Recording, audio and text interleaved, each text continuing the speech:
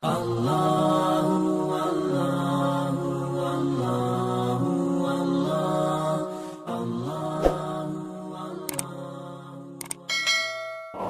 kita kembalikan kepada perkataan dari Abdullah bin Mubarak, sampai Abdullah bin Mubarak itu berkata, seorang tabi'in yang paling mirip kehidupannya dengan para sahabat karena seringnya bersama para sahabat.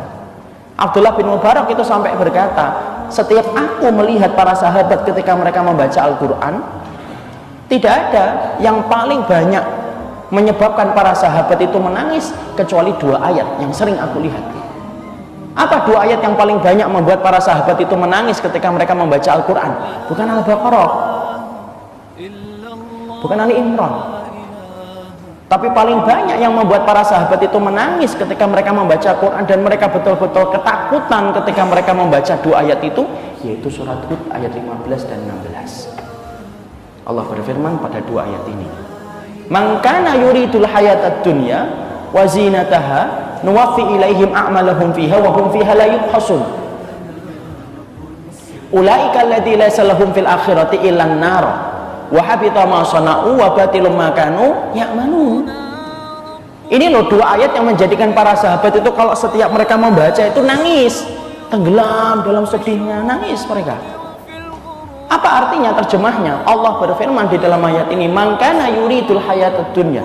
Barang siapa orang yang dalam kehidupan di dunia yang dia inginkan hanya untuk mendapatkan dunia tok, maka kami berikan dunia kepada mereka la yubkhasun, tidak dikurangi oleh Allah.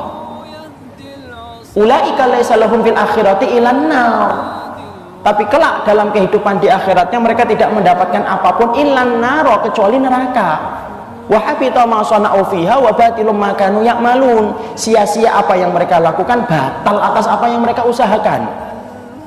Inilah yang kemudian tidak kita sadari di antara dosa yang banyak di antara kita belum tahu tentang ilmunya adalah dosa menjadikan ibadah itu cita rasa dunia.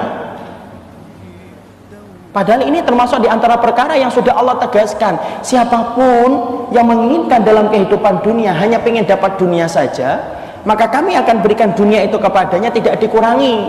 Tapi kelak dalam kehidupan di akhiratnya nggak mendapatkan apapun kecuali neraka. Sia-sia apa yang mereka lakukan, batal atas apa yang mereka usahakan.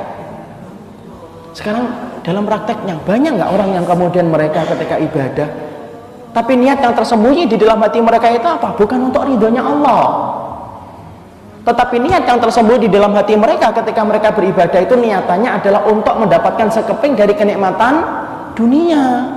Dia beribadah tapi hanya untuk mendapatkan dunia. Maka orang semacam ini dikatakan oleh Allah, kami kasih dunia kepada mereka tidak dikurangi, kelak di akhiratnya nggak dapat apa-apa kecuali neraka. Sia-sia apa yang mereka lakukan, batal atas apa yang mereka usahakan. Ya?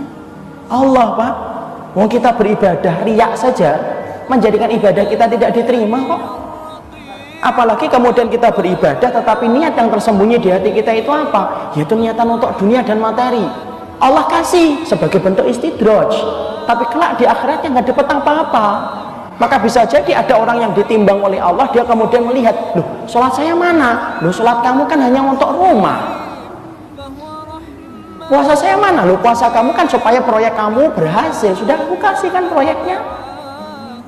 Malah haji saya, loh haji kamu kan supaya kamu itu mendapatkan ini dan mendapatkan itu. Loh sedekah saya mana? Sedekah kamu kan hanya untuk ini dan hanya untuk itu, sudah aku sempurnakan dalam kenikmatan kamu di dunia, tapi di akhiratnya nggak dapat apa-apa.